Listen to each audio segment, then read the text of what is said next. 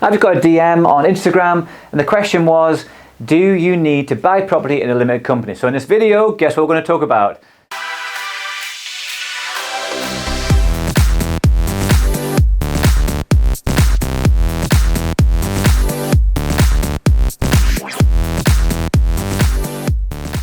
So the question is, should you buy property in a limited company or should you buy it in your own name? Well, I'm just going to take you back a moment.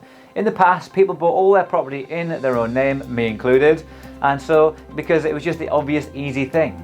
But then the government have now changed the way they get taxed, because previously when you had income coming in, you could discount the mortgage, you could discount all the operational costs, and you were only taxed on the profit.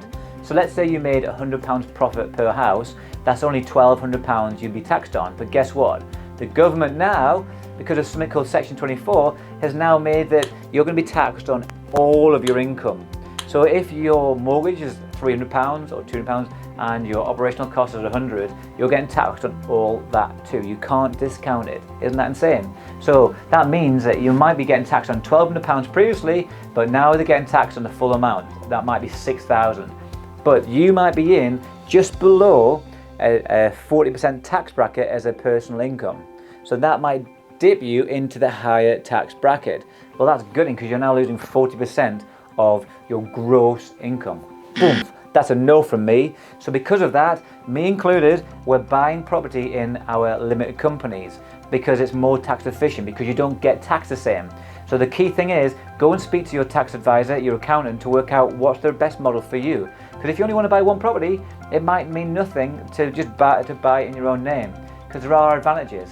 It's easier to get buy-to-lets, it's easier to get finance on stuff for your own name, but at the same time, we're finding it easy because we know how to get them into limited companies too. You might pay a little more interest, you might pay a bit more fees, but at least it's a better tax management system. So go back to the original question, should you buy in a limited company? The answer is, most people it's a yes, for me included, but you've got to speak to people in your power team. But there's an opportunity, isn't there? Think about it. If so many landlords, old school landlords, who have 100 properties in their portfolio in their own name, well, there's an opportunity. Hello, we can go and solve people's problems. Say, look, you've got these issues, let us buy them. They might be motivated. They might want you could maybe secure discounted properties. You might be able to get them on purchase lease options. You might be able to do rent to rent. I just think this is a great opportunity, and now is the right time to get the right education to learn how to close more deals. So if you're thinking, what's my marketing strategy to get some buy-to-lets or some motivated sellers? Well, Section 24 is hot right now, and when April 2020 comes, that is when they're going to get penalized the most, because that's the new tax year. So super excited about that. Some people, the doom and gloomers out there, the neg heads, the worriers, we're going, oh God, property is so hard. I'm going, no, it's an opportunity. When everybody zigs, you zag. So hope that's been of interest.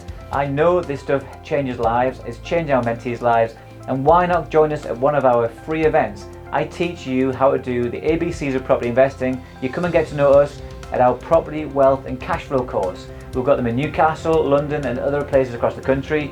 Click the link wherever it is to the event. There's more information, complimentary tickets. It's on me. I just want to get to know you, and it changes lives. And I'll see you on the next video. There you go, thanks for watching. If you like this stuff and you want to see more, there's more videos just right there. And every single week I post brand new content for you about how to become a property investor or developer. All I ask is subscribe so you can see this every week, and like and comment. But if you also want to see me on other channels, Instagram, Facebook and LinkedIn are right below, so click on there too. I look forward to seeing you real soon face to face. Take care.